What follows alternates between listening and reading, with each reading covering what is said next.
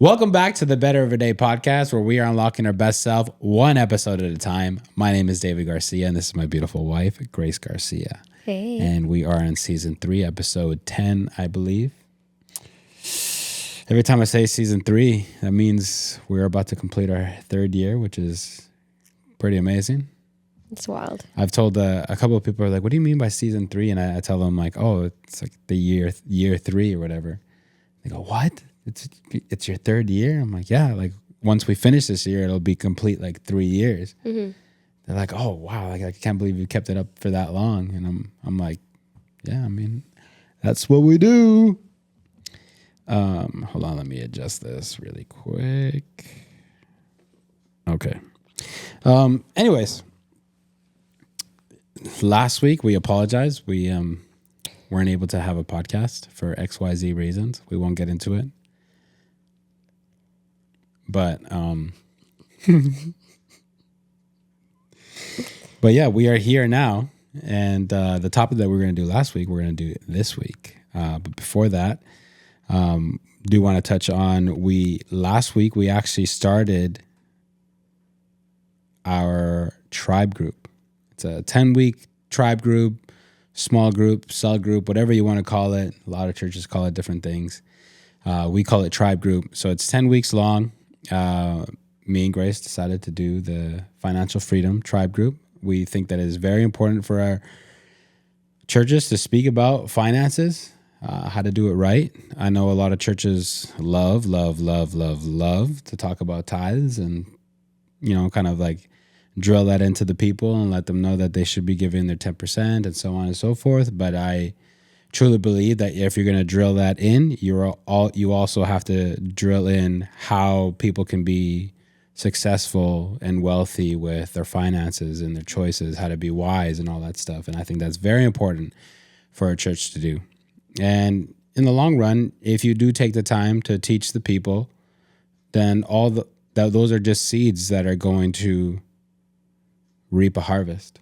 So it is important. And so we start with the introductory last week, which last week started a very busy, I guess, month of April for me, I guess, specifically for you a little bit too. So our schedule looks like Monday, Grace goes to help the Bible study or the Bible, what would you call it? They're Bible classes. Yeah, they're like Bible classes, Bible college for our church. So she goes to help that. Sometimes she does TA work. Sometimes she's teaching. Right now, she's kind of like overseeing and developing it, right? Yeah, I'm technically the provost, the academic provost, which is... No idea what that is. Like looking at the curriculum, making sure it aligns to the objectives we say it does. Okay. See how we can make it better and things like that. Okay. So, yeah, we're doing that. So I'm with the kids at home. And then Tuesday, we're doing the podcast for this month.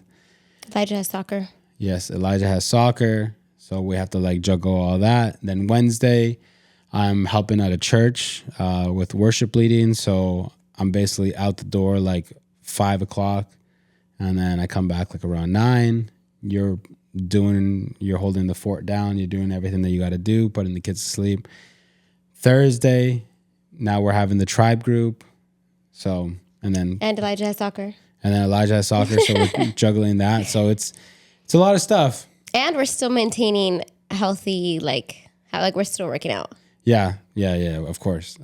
It's one of our, I guess, non-negotiables.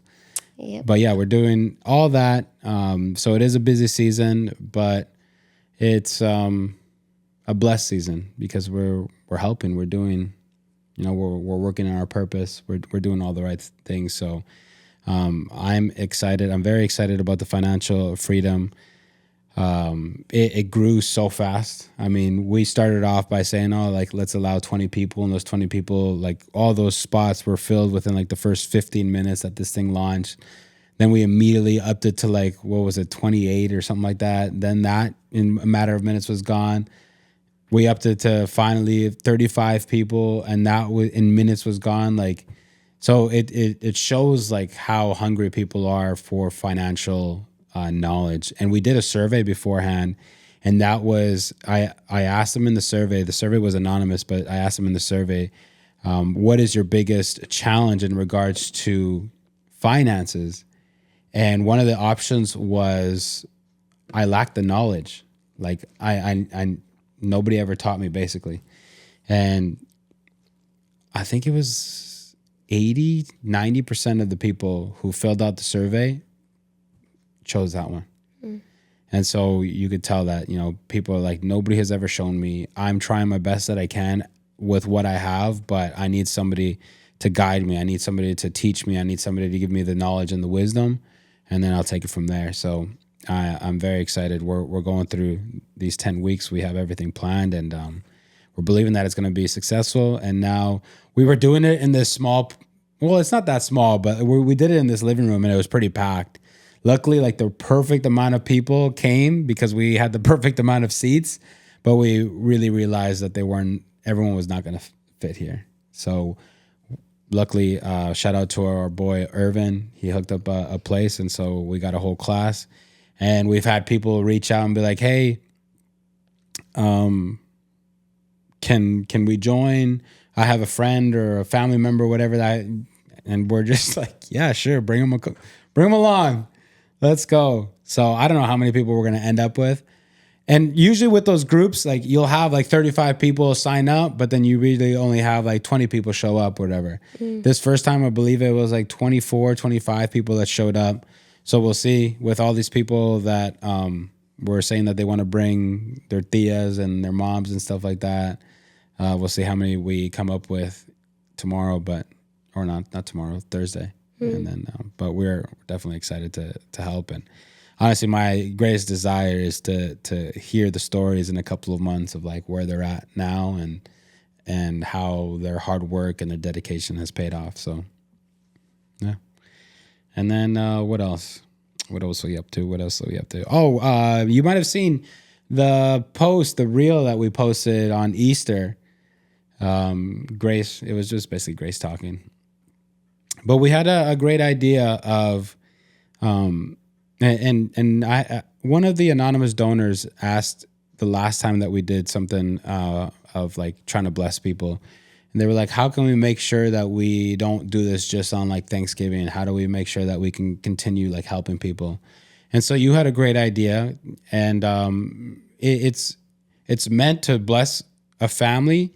But also, it's also meant for us to be role models to our kids. So we really want our kids to be a part of it. So it's like one thing to tell the kids, "Hey, we're kind of giving money to people that are in need," but they don't like it's not tangible to them. Like they don't really know what a bank account is. They don't know what like the banking app is. They don't see me transferring XYZ amount of money to people. So this time, Grace had the great idea of just. We were going to have somebody nominate or have people nominate a family or families that are in need of like groceries, like something to help them. And we have a family, and what we're going to do is we have a list, and we're going to go on this Saturday, I believe, with the kids and shop. And then we're going to get all the stuff, and then we're going to deliver it to the family.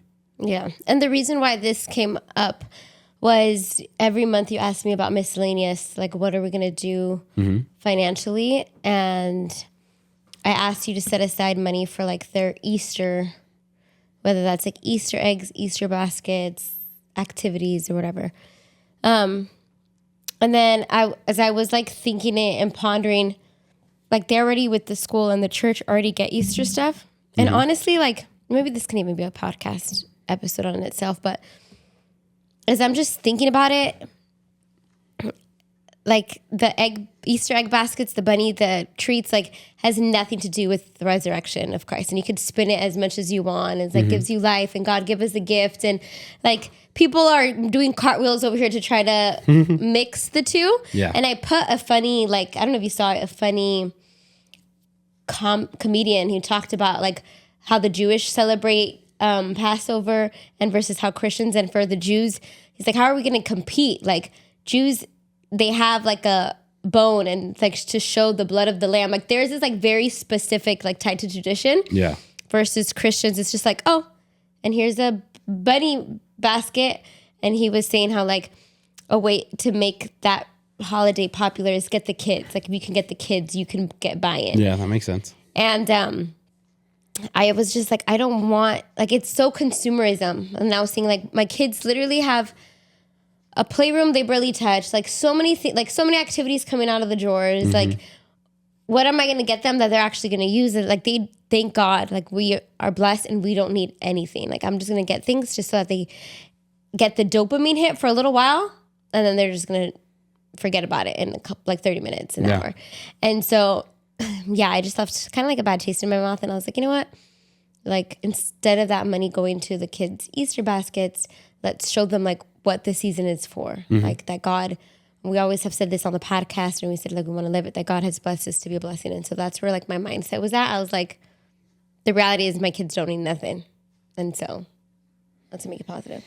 Yeah, it's going to be something beautiful. I hope that our kids can remember these kind of things, and it plants seeds in them for when they're older, or even not when they're older, but like when they're at school or whatever, for whatever reason, if they find a moment to be generous to somebody, like that they could do it, and they know that it's who they are. That's what they do. What we do.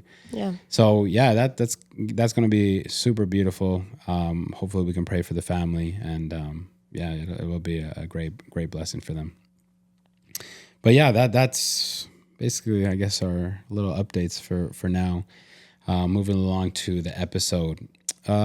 This episode topic, it's not for the parents. I'm going to say that. It's not just for the parents. I'll clarify that. I want you, whoever's listening to this, to think about, I don't want you to just automatically, close YouTube or close this podcast the moment that you hear it's about parenting. It's not about parenting. It's more about reflection. It's personal reflection, because what I want to talk about today is how we grew up and the things that we experienced while growing up. And really the question is, what happened while we grew up that we are trying to make sure that the next generation, like, it doesn't happen, right? For example, I through therapy found out that I like to project. And one of the things that I like to project is if I'm not allowed even to say that word project without you smiling. What? No, I'm good. I'm happy. Anyways, is I felt like when I was younger, I didn't really have a voice. And, you know, my parents can attest to that. Like every time they had something to say, like I did not talk back, like wasn't allowed to talk back, or else, you know, like that's disrespectful and yada, yada, yada. And so when I see now people that I feel like they don't have a voice, that makes me like, oh, that's kind of like my situation, and I need somebody, like I'm going to stand up for them because I wish somebody would have stood up for me, right? So things like that.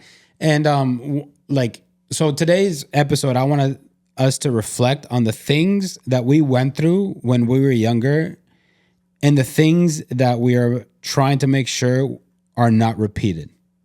Okay? So I'm going to give an actual example.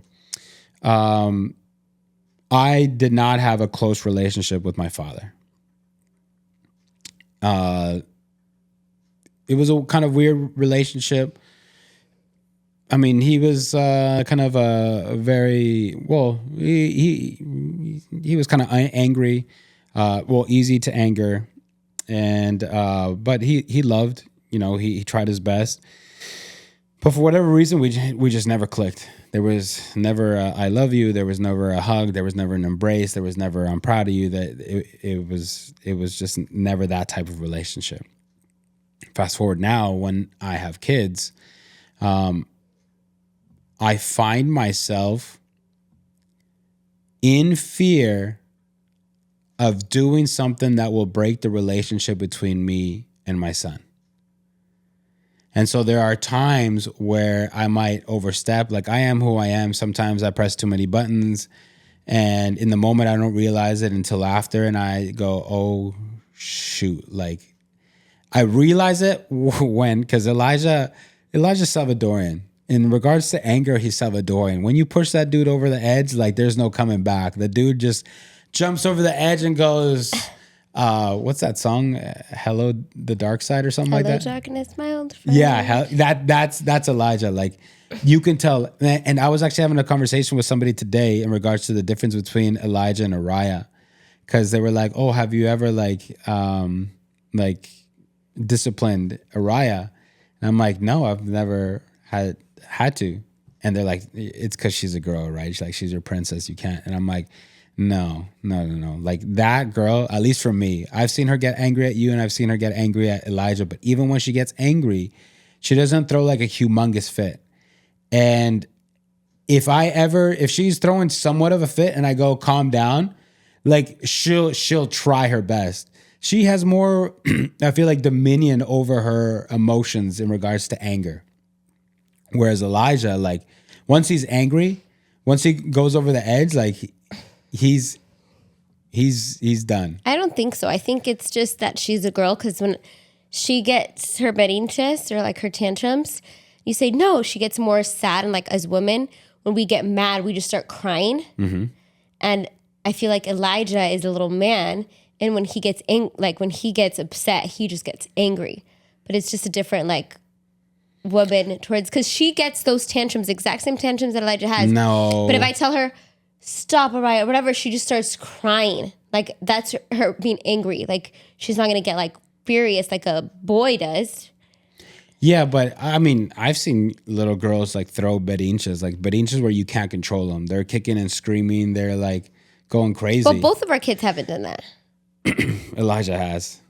Like, I mean, that's how he got disciplined, and that's what I was talking to my friend about. I'm like, that's the difference. Is like she can at least control it, or like she'll cry, but she'll never like just like. Because Elijah, when he gets angry, like he no longer cares about anybody's feelings. Like it's him against the world. Like he's putting up his dukes and he's swinging at anybody. And like there's been times where he's angry at me and you try to calm him down. He's like, no, like and you're just like, no. You're mad at your dad. You don't talk to me like that. But anyways, my point is that when the threshold is crossed, I realize I'm like, oh no, like.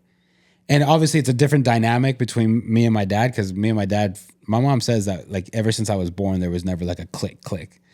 But me and Elijah have a really great relationship. But when that happens, there's a fear triggered in me where I'm like, oh no. And here's the thing.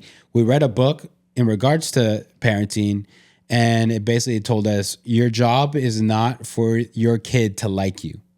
There's going to be times where you have to be a parent and they're not going to like you, and you have to be okay with that.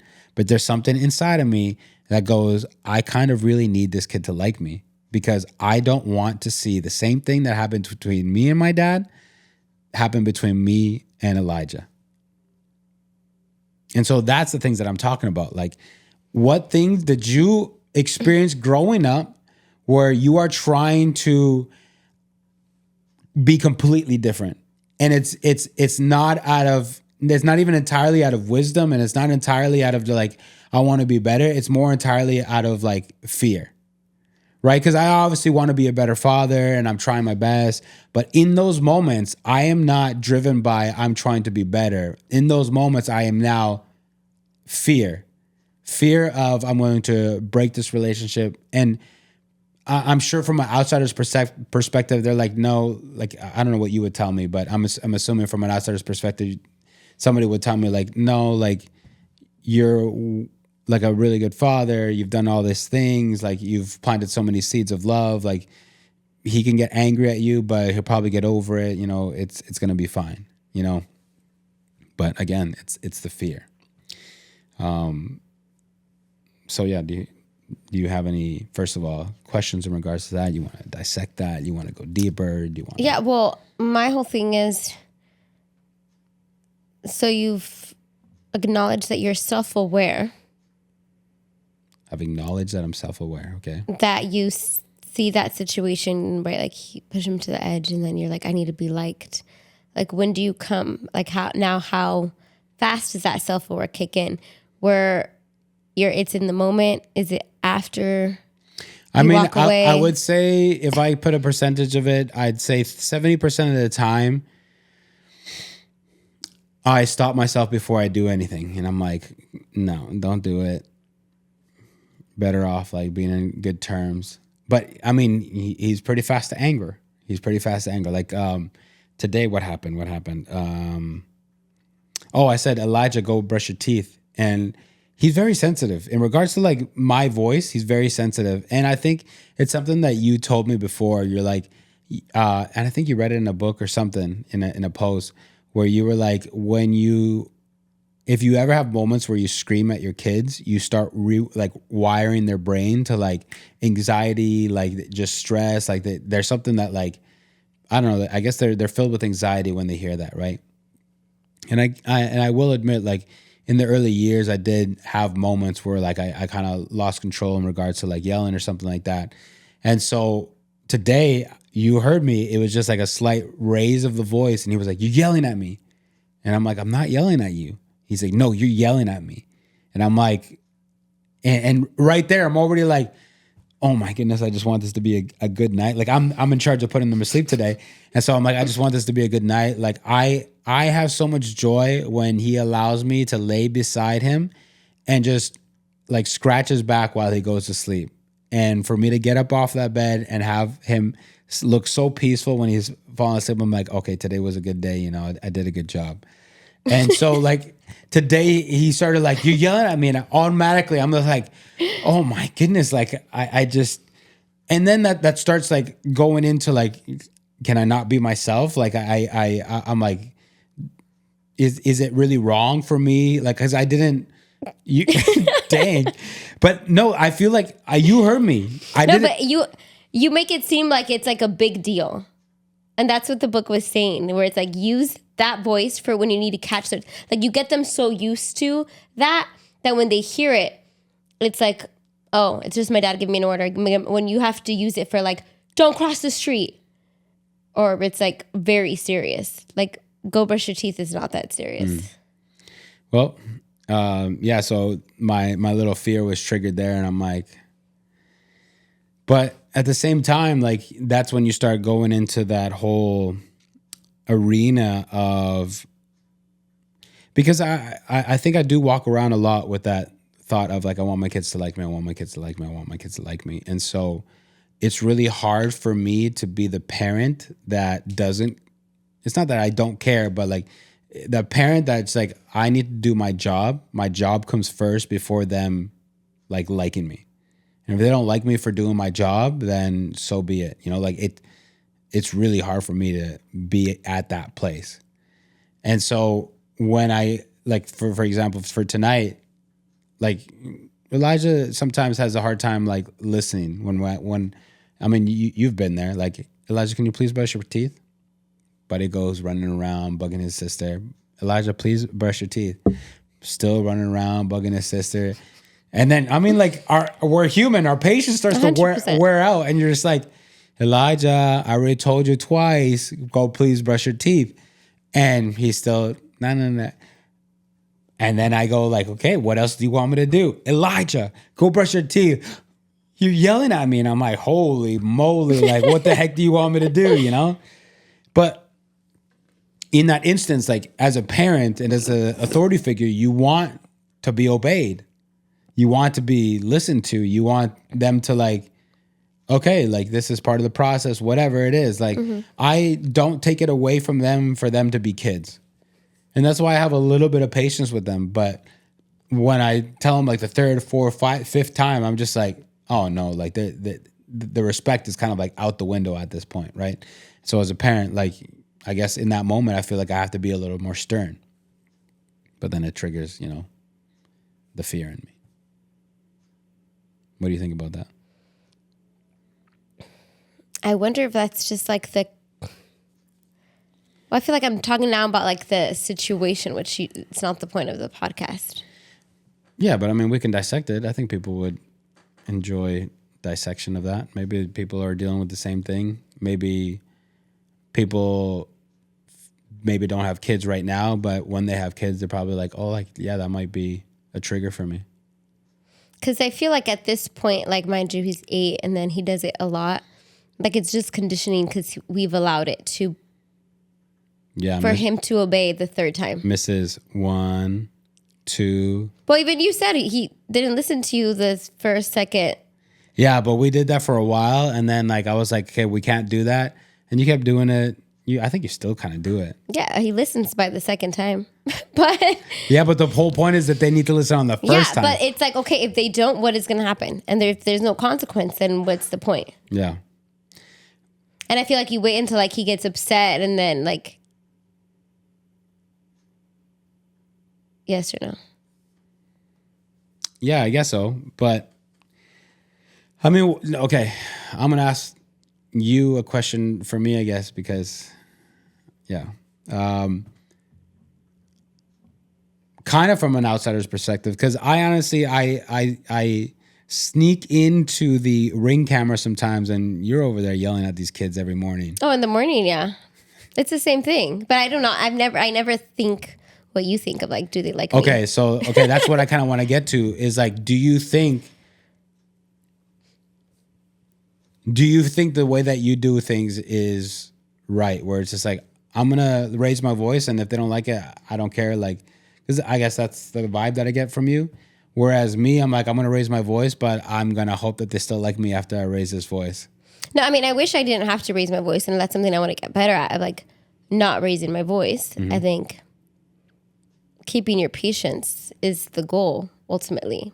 And I feel like I've talked to so many, like in our parents in our parent group, or just random like parents, and they say, like, having to do bedtime routine, they say is so hard because you're just so tired and just like ready to go to bed. Mm-hmm. And they say like getting out of the house, if you're like, mind you, I wish I didn't have like a set time, because like today, if we're just need to get out of the house, but I don't have to be anywhere at a certain time, like it's way smoother versus I'm like, I'm late, like let's go. Like it's way more tense. Mm-hmm.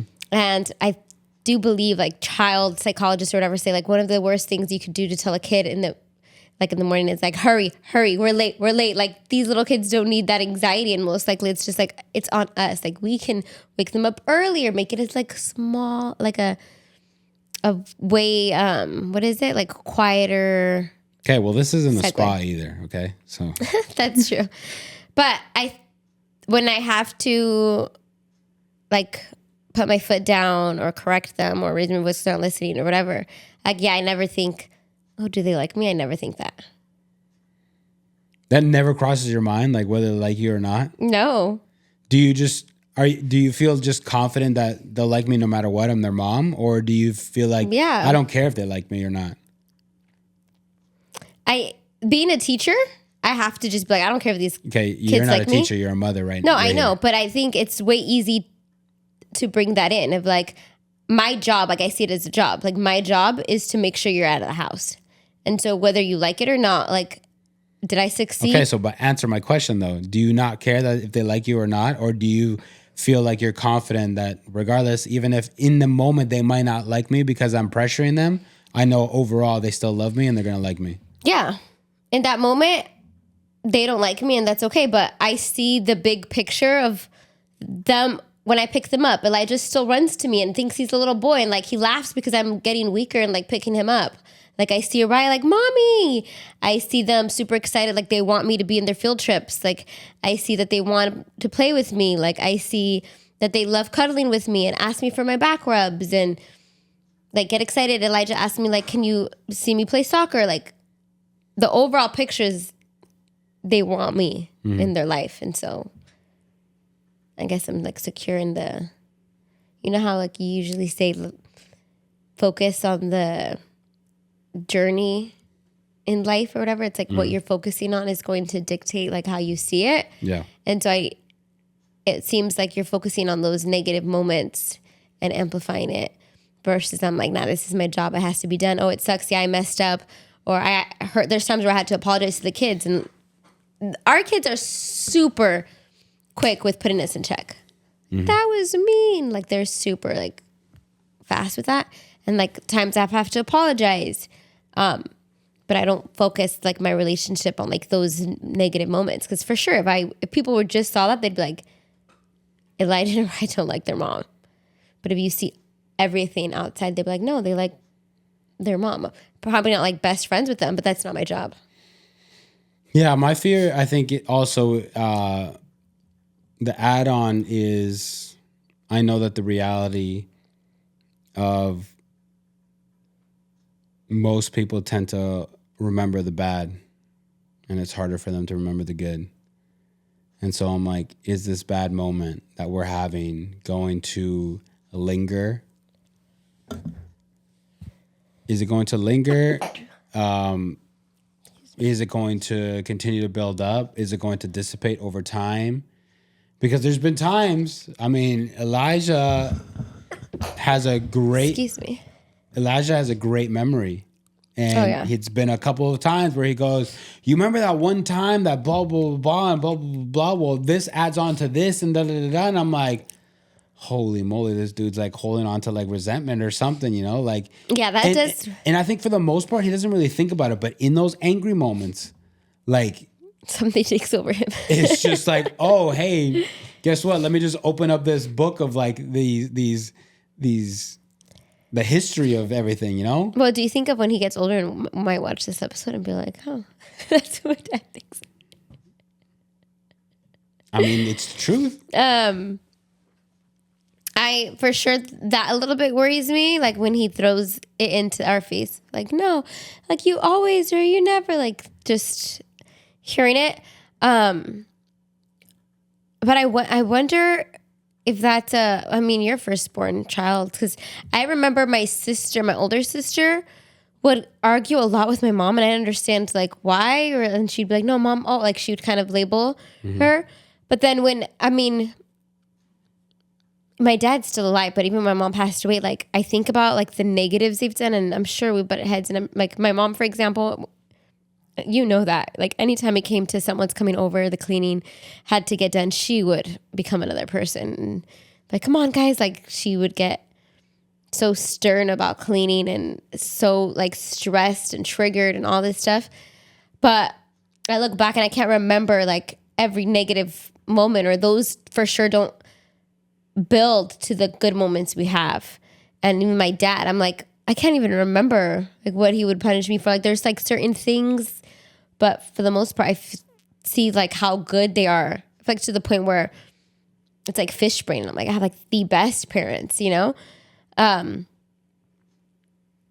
so I'm not like worried about it, because I'm like, yeah, for sure there'll be things that they have to go to probably to therapy for, and like discuss, like life isn't perfect, but I have a feeling when they look back, they'll be like, no, my parents like were good. They tried their best. And I remember the vacations and like the activities and like. The fact that you mentioned the vacations, like the vacation is just going to, anything bad that happens, the vacations erases it all. No, but I'm saying like the core memories. Those are like core memories. They'll be like, oh, for my birthday, this happened, and holidays. And I do not remember. I'm trying to think like really hard. I do not remember the bedtime routines with like screaming. And I'm sure there's 4 of us. I'm sure like we were chasing each other and they were like, get to bed. Like, and I cannot remember not one negative bedtime routine. Same thing in the morning. I'm sure. I do remember my dad, because he's a punctual person, be like, you guys, I'm going to leave you. Like, come on. But he never raised his voice. He was like so calm. Like, you guys, I'm going to leave, in like being frustrated because we're 4 girls who loved makeup and hair and like taking forever. But I don't remember like. Who's the 4th girl? Oh, sorry. There's. Dang. Well, a lot of times like we would adopt like girls. Okay. But Jessie, 4 siblings plus strays we would have in our house. And I can't remember like a morning interaction where I'm like, oh my gosh, that marked me. And so I think our kids are I think it's good that as parents, like, you know how they say, like be gracious to your parents because it's their first time living life too. And I think that it's good that you're obviously the adult. So you're analyzing this and saying, okay, how can you get better? Or like, this is something that you think about. But I think our kids, they're kids. And so they're going to feel, how you said, like they're going to feel everything passionate and their emotions, and they're figuring out these brand new emotions of frustration and anger. And so it's going to be highlighted, but thank goodness with memory, like they're just going to remember a few of those, and then they're going to remember like the most good life we've given them. Okay, how about you now? What is something that you're trying not to repeat? You're trying to avoid?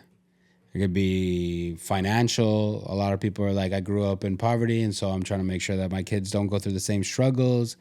It could be something with parents. It could be something with friends, how you were maybe, and you don't want your kids to be the same way. What's something? There's a lot. I think a big one, though, is the one that comes to mind because we've talked about it quite recently in the podcast, is like the sin. Like make it seem like you're going to sin and it's okay, and not be like defined by it.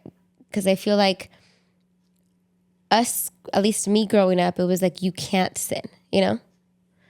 And so, and I'm sure if I told them like I sinned, it would not be like a big deal. Maybe I was top of my head, but the way it was just like phrased and like purity. Okay, but be specific though.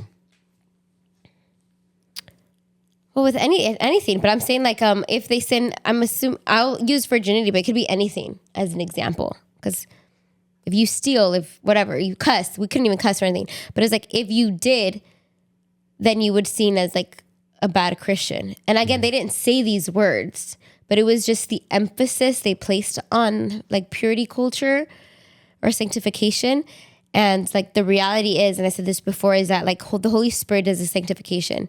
And so obviously you want good kids. I'm not saying don't work for good behavior or like to be good human beings. Like you can raise up a good human being without the Holy Spirit, right? Just like manners and things like that.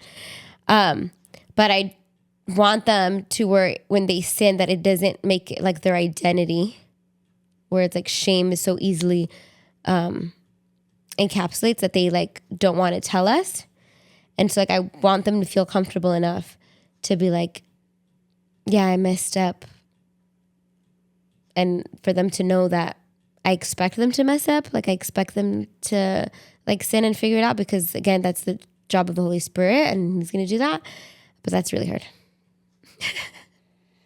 So then do you get triggered if you hear like Elijah has had moments where for whatever reason we call his attention to something and he goes, I already know I'm a bad kid. Oh yeah. Or even when he'll tell me about his friend and he's like, oh, he's bad. Mm-hmm. And I was like, why do you say that? Oh, because he gets benched or something. And I like try to rephrase it. I'm like, he probably did something bad, but that no kid in your class is bad. I try like tell him like your friends are not bad. And I always tell him like, you are not bad. You made a mistake, but you are not bad. And then with Elijah, I feel like he's pretty good at being honest and like truthful, at least now. I mean, he's 8. But Araya, I get really if she's listening to this, Araya, I love you. But like Elijah, when he was little and I'd be like, did you do this? He'd be like, yeah. Like he didn't care.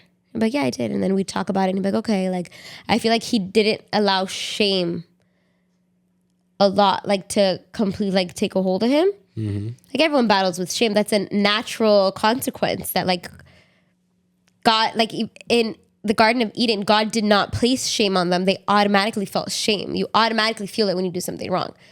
And so I'm not saying they both don't, like they deal with it, both of them, but I feel like how drastic it is, it changes with each of them. Because with Araya, like she cannot for a while, like admit her wrong. No. And like I've never experienced that with Elijah. So it's so different because I'm like Araya, we know you did it. Like I know you did it. And she's just like in denial. No. And I'm just like, is she going to just lie like all the time? Like, I know you did it. Like, there's no point in lying. Like, it's okay. Like I just want her, I don't even care anymore, but I just want her to like confess. But she feels so much shame that she can't. And that's what worries me. That it's like, I want you to know that it's like, because in my head, it's like, how can she know that it's okay if she doesn't confess? And I'm like, oh, you see, it's okay, you know? But because she doesn't get there, I feel like she can't feel that. How is the best way for you to manage that with somebody like Araya, where she will deny? Because kind of a rhetorical question because I know how you handle it. And you handle it, from what I've seen, by going, did you do it? Did you do it? Did you do it? Oh, yeah, you Did see me in my it? frustration. Did you do it? Did you do it? Did you? And obviously the girl's like, the more that you ask her, the more she's going to like, okay, I need to put up another wall and another wall and another wall and another wall. And my mom is not getting through this. Like, so now I guess the question now in hindsight, what is the best way for you to handle something like that? I don't know, because I heard I think it was on a podcast in her book or something that talked about it. And they say the best way to handle it is to, like, if they're not automatically confessing to it, to tell them a story of like when you did it. And so I've told her, right, like in the beginning, you see me like when I'm already like frustrated and I'm like, I've tried with this girl. And I'm like, all right, one time, like I tell her one time like I stole something or whatever and I lied, or one time I hid this from my mom, like in a way where she could understand, like I did it too. And I said, and it was okay. Like I learned from it and my mom didn't get mad. Like I'm telling her this story and it looks like she's listening. She's looking at me and like, okay, yeah. And then I'm like. And then you go back to the same question. So in the moment that you ask that same question, because I know that girl, because that was me.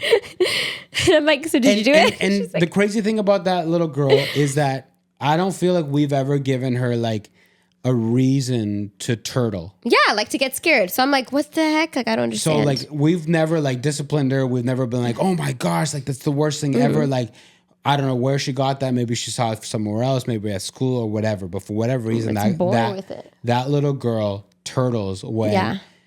Not always, but a good amount of times. The latest time, for her birthday, you took her to the salon. She got her nails done. You were so happy, blah, blah, blah. A couple of days later, I guess as part of her present was like makeup and nail polish, whatever. So she clearly wanted to try her nail polish. And I guess you found out some way, somehow, and you go... But you didn't say what she did. I'm telling the story. And you go, Araya, what did you do? And immediately, obviously, you obviously have never dealt with somebody who like doesn't deal with shame very well. Although you're saying it is a trigger point for you, but it seems like as though you have yourself not been in that situation, because the way that you deal with it is, Araya, what did you do? Already, that little girl turtled up. She's like, all right, I'm not doing this. Like, I already know that she's going to feel some type of way about this. And maybe that is what she's worried about. Like, my mom's going to think that I'm not the best little girl anymore, so I have to now lie. I need her to think that I'm the best little girl. And so you were like, what did you do? And then I walked in and you were like, David, you'll never guess what this little girl just did. And she kept, no, I didn't. And at that point, she was already frustrated to the point where she was crying and saying, I didn't. And that little girl had taken off her gels that she got that you paid extra for at her birthday party. And she painted her nails with her new nail polish. And obviously it was clear that what she had done. But you were like, oh my God. And then you kept, did you do it? Did you do it? No, I didn't do it. And in that moment triggers me, because there I see the dynamic of myself and my parents, where if you did something wrong, one way or another, theirs was a lot more direct shame. Like, you did this and you're that and blah, blah, blah. Yours is a little more indirect, but it's still kind of direct. Like, it's indirect, it's taking a detour, but it's coming back as the shame over you. And so I just grab that little girl and I hug her and I'm like, it's okay. I know you didn't do it. I know she did it, but I know you didn't do it. And I take her and I took her all the way to the playroom. And I told her, it's okay if you did do it. It's okay. It's not that big a deal. Nobody's going to get mad at you. Mommy and daddy still love you. It's okay if you did it. And then I asked her, did you do it? And she went, mm-hmm. So, I mean, I guess this is now going into a parenting thing, but I would advise you and I would like give you, like the advice of the way that you're dealing with those moments, you're not going to get the response that you're hoping for. And because, I mean, you brought this topic up for yourself, and I don't know if you're regretting bringing this up, but You're saying that one of your triggers, one of the things that you grew up with where you don't want to repeat the same thing, in those moments, it seems like you're kind of, I guess, again, indirectly repeating it. Yeah. And I remember the other time when you kept asking the same question, like, what happened? What did you say? It was like, you, what did you do? And again, I personally do feel triggered by that. And I mean, I'm kind of glad that you brought it up because that is, I guess, another one for me where I don't ever want our kids to feel like we don't have their back. And the moment that they feel accusation over them, they automatically feel it's me against my parents. My parents are no longer with me anymore. My parents are on the other side. I'm on the bad side, they're on the good side. And they're over there judging me. And that shouldn't be the way that our kids should always feel like we have their backs. Mm. That we can acknowledge that they did something that they shouldn't have been doing. Okay. But they need to feel like we have their backs. I agree. Yeah, so that's obviously something I'm gonna keep working on, but it's just different because I feel like Elijah was very easy, like he'd easily confess it and easy to at least see. Like I want the confession in my head. The confession has to happen so that he knows. Like you see, it's not that big of a deal. But if you just say no, then I'm like, I take it personal. I'm like, are you lying to me? You know, That's where I yeah, I guess I take it personal. I'm like, nah, you're lying because I would have never. Like lie straight up. Or I'm sure I would lie to my parents. Yeah, you lied a lot. Yeah. You lied a lot. Yeah. A lot. But it was like if they I guess budged a little bit more, I'd be like break or something. And so yeah, just that needs to be more intentional of not repeating those cycles. Okay. Is there anything else? Not that I can think of. How about you? There's one that I can think of for you that you haven't brought up. And it's, I guess this isn't parenting wise, but this is more personal wise. And it doesn't have to be parenting wise. But a lot of things that we fear, usually we reflect it onto our kids. But in this instance, yours was obviously the passing of your mom. We've talked about that. And you were like, you got affected by that. And you went like, we had this whole financial thing, right? Where you were like, why are we doing this? Why am I suffering now? I'm going to enjoy life. I don't know if I have tomorrow. Mm-hmm. And I feel like that is one where you've kind of been triggered by it. You were marked by that moment, I think. And I mean, you've, I guess, from an outsider's perspective, it seems like you've been, kind of, if not fully out already, like you've been climbing out of that, like, because when we first like had the big blow up about that, like it was crazy to kind of put a name to it. Mm-hmm. You know what I mean? Where it was like, okay, that's where she's coming from. Like she saw her mom, got all these promises, never got them realized. So she doesn't want to repeat that. She doesn't want to be promised all these things and not see them come to light. And so she wants to live her life right now because she doesn't know if she gets to see tomorrow.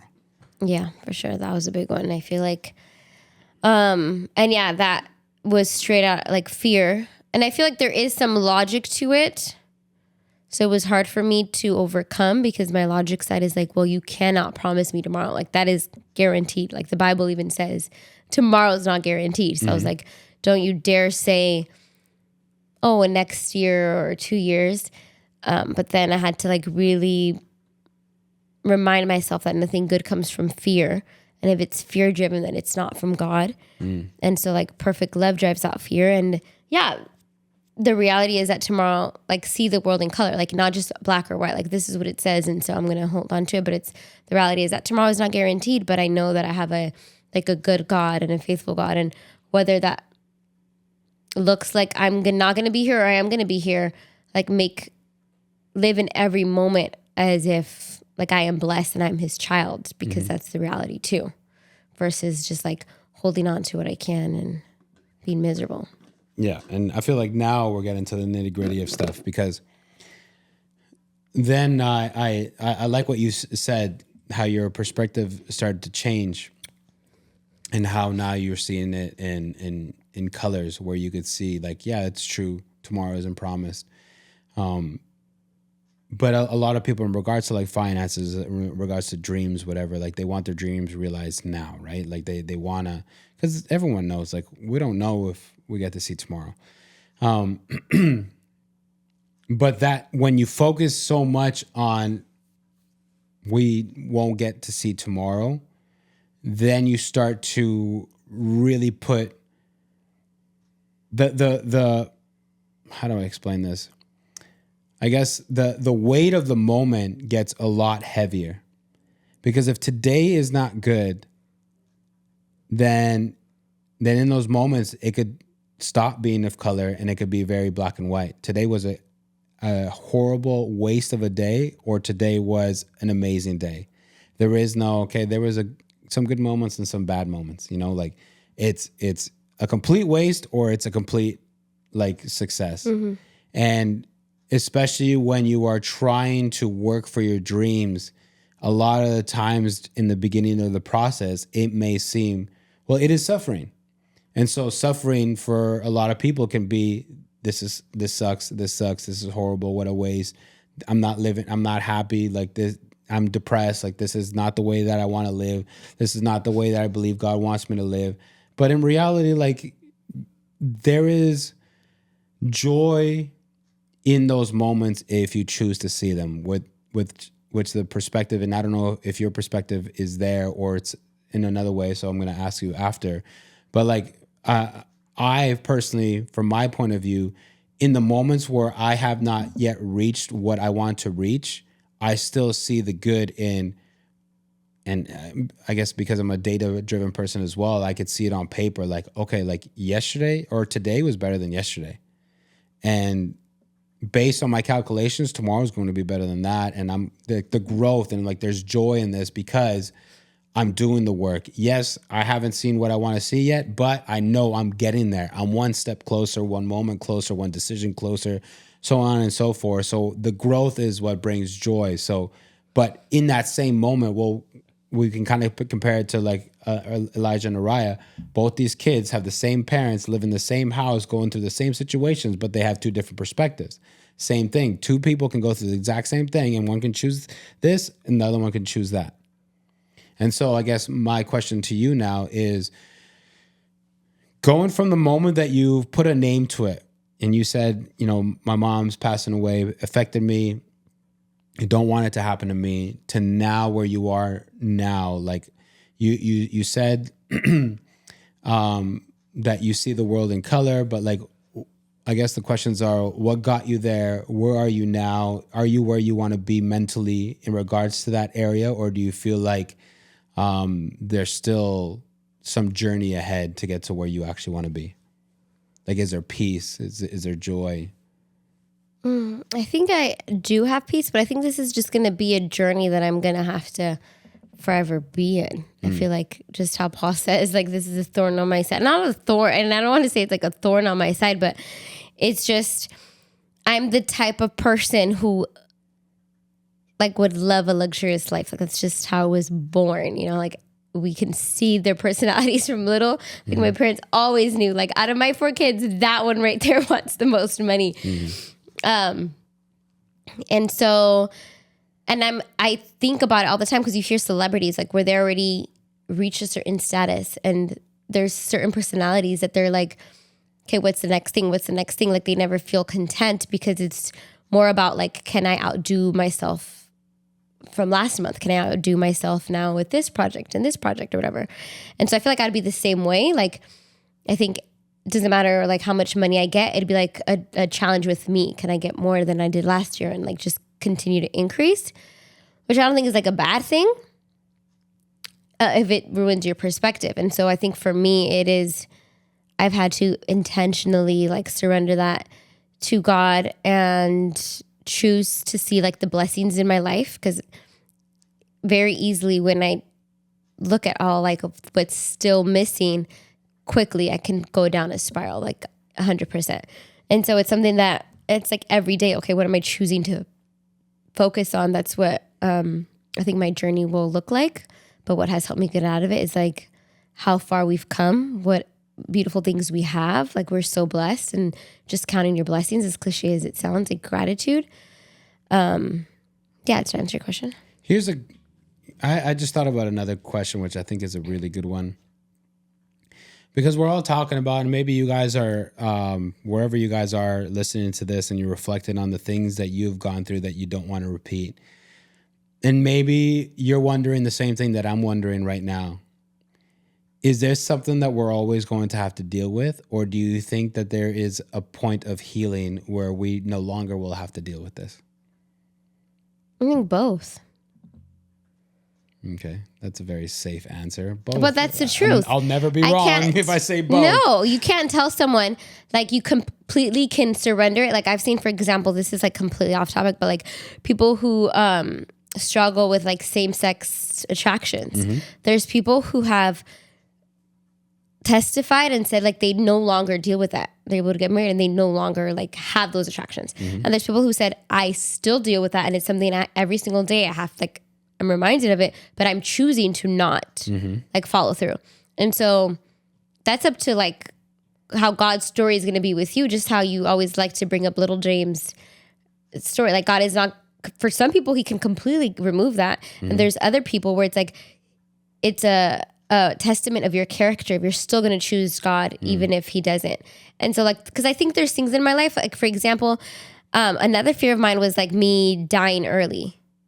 I feel like I don't think about that at all. Like very rare. Like I'll make comment, like dark humor about it and stuff like that. Like, oh, my mom gave me this and this or stuff like that. But it's not something that like is in my mind. But something in my mind is, which makes me sound vain, but like with finances, like I don't worry about us struggling as a family, if that makes sense, because I don't touch my paycheck, my teaching paycheck. Oh, and so I don't worry about like, what if I lose my job? What if like the market is like horrible? Like I don't worry about that, which shows us like how blessed we are. Like the fact that I don't have to worry about that. But I worry about like, will I ever live the life like I want to? Like, is that even something like God wants me to have? You know, maybe he doesn't, because maybe I can't handle it. What's a life that you want to have? It's just an easy tell everybody. Go ahead. Like I would love to grocery shop and not, you know how there's, and I think social media is a huge culprit of like stealing people's joy, because there's people who could just put things in a cart, like grocery shop, like I want this snack and this, and then my kids say I want this and this, and you don't have to like calculate and be like, does it fit in the like budget, you know? And you still have left to give to others. Or like if my family comes over and you want to host, like you can do these huge baskets or like take them out to eat and not worry about like, oh, am I in the budget? You know, just not worry about it. I didn't like not look at a price tag. Like I need to buy this, and you're just not like, oh, keeping tally and stuff like that. That's probably like the 2%ers. But what I'm saying is, and in my, you want like $100+ million for that. Like that's what you need. And in my what is it like? I guess field of work, not teaching, because again, I don't touch my teacher paycheck, rightly so. But you touch it. It goes to the bills. But what I'm saying is like for my fun money, right? Is like TikTok is very unsteady, and there's times where you have a lot, and there's times where you don't have a lot. Or like for summer school, there's times where I can't work. Like they are going to give priority to people who haven't worked, and there's times where I can. And so there's times where I see money and times where I don't. Like I think that's where I'm like, I still act like a poor mindset because I don't know if I'm gonna have a lot or not. And that's what I'm like working on, where I for sure have been in a way healthier. And I mean, you're the one to testify. You're like super honest about how I am or I'm not. But I for sure have a more healthier relationship with money than times prior. I feel like I've grown a lot, but part of me still has that like poverty mindset, which can get me to like freak out about it and be like, I don't have enough or whatever, when there's times where I don't. Yeah. Like I don't see the growth. And so, yeah, will I always deal with this? I don't know. Yeah, I think I do agree. There's some things that will be healed like supernaturally. I think some will be healed over time. Like in regards to my fear with Elijah and Uriah, that they like me. I'm sure that when they're older, like it'll be settled for me. Maybe like your grandchildren, I need you guys to like me. No, I don't think so. But like, I think like that that is something that probably like time will heal. Yeah. Because if I see that, like they come over for the holidays with their kids and stuff like that, like they call or whatever, like. So like there's certain things where you put in the work and like the fruit will bear. Yes. Yeah. There's that. There's the supernatural healing. And then I think there's things that will always have to constantly battle and choose the right. And I think that's kind of like the point of, I guess, this episode is there's some things that all of us are dealing with that stems from our past. And a lot of it seems like, well, from our conversations, a lot of it stems from fear. Like we don't want to either repeat something that we saw. We don't want to repeat it into our kids. There's just fear that. And I guess maybe another question, I guess, before we end this off is, do you think fear can ever be harnessed for good? Fear harnessed for good. So, for example, like I've talked about this as a parent. I feel like I overcompensate because obviously, everything that I went through, I want my kids to have a different experience. I want to have a close relationship with my kids. And so I overcompensate, but obviously I've opened up a little bit today where some of that stems from fear, where like I want my kids to like me. I don't want to make the mistakes. I don't want to burn the bridges. I don't want to mess up. I want all of us to have like the greatest experience or whatever. And so like, do you feel like in that regard, maybe the fear can be harnessed to be a better parent? Or do you feel like fear should never be present in, I guess, that type of scenario? I think fear is going to exist. Where I see fear being harnessed for good, at least like what first comes to mind, is when it takes us to Jesus. And so that's what I've noticed. Like, for example, the first case of fear was like in the garden. I think that's like what sin is, right? Like when we usually fail, it's because fear is present. Where she was fearful or like, God is holding out on me. Like she didn't believe and she thought she was missing out, right? She could have taken that, like, maybe people don't label it as like she had fear in that moment. But I say she had fear that she was missing, being like, not told the whole picture, right? Yeah. She could have, in a perfect world, she could have thought about it, like not let her. Technically, it wasn't in a perfect world. Yeah, true. She could have not let her emotions like get the best of her, like put a pin in it, like let me think about this. And I think what she felt isn't like natural, like, is God holding on me? But then go to him and be like, God, I feel like you're holding out on me. And like now I'm having this thought enter my mind of like, whatever, like talk it out. No, she didn't. She said, oh, no, he is holding out on me, and just went through it. And so same thing, like, I guess when you fear that you're being liked, I guess goes above your parenting or whatever it is, or like it's interfering with your parenting, or if I feel like I don't know how to handle like the shame part or like the money issue, then my best thing is like, okay, then go to God, like let it at his feet. Have him, especially with things when you can't see a quick fix, like with parenting, sometimes we don't know if we're doing the right thing. Like there's no way to really gauge, right? Kids are not gonna be like, yeah, good job. Like today you did an awesome job. It's like, I always like surrender and be like, God, I'm trying my best. Like I need you to just take especially the kids, like protect their hearts when I mess up, and I'm learning and, giving me grace. Help me fix my eyes on you, go to him so that he can renew our minds. And so I always say you can harness fear in a good way when you take your fear to God. Yeah, I would agree with that. And so, yeah, the whole point of this episode was taking a time of reflection, and maybe through this conversation, you're realizing the things that are triggering you or the things that you've been carrying from the past. And hopefully it's causing you to reflect. And then I guess some questions for you to ask yourself is this affecting me negatively? Am I taking this to Jesus? Am I operating out of fear? And am I conducting myself in a way of love, peace, joy, and freedom, really? And I think if we want to be better, we have to sometimes dig deeper. And in this regard, and in this conversation, I think we did and we do have to continue to dig deeper, because it's not just about the superficial, my actions, doing all the right things, checking all the right boxes, but it's like there's some things that we have covered over a carpet, and it's like it's time to remove that carpet and be like, okay, well, now we see the things that are affecting us. Now we see the things that need repair. Now we see the things that need taken care of. And so, my hopes is that through this episode, you had those moments of reflection, that you ask yourself those questions. If you need time of prayer, pray. If you need to discuss this with friends or family, do so.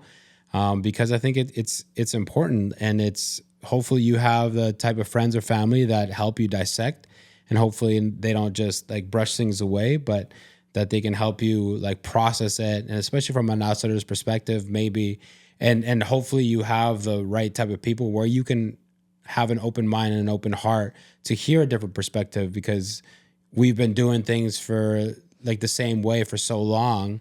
And there's certain areas that need a fresh perspective, that need something new. And we need to be able to allow God to use those people around us to be able to help us to be better in those areas as well. And so we thank you so much for the time that you took to listen to this podcast. We appreciate you guys. We love you guys. We are always trying our best to be better every single day. We are trying our best to be able to be a blessing to you guys and to other people in many different ways. And we hope that this motivates you as well to continue being better every day, and also being a blessing to the people around you. We love you guys. We will see you guys on the next episode. Bye. See you later.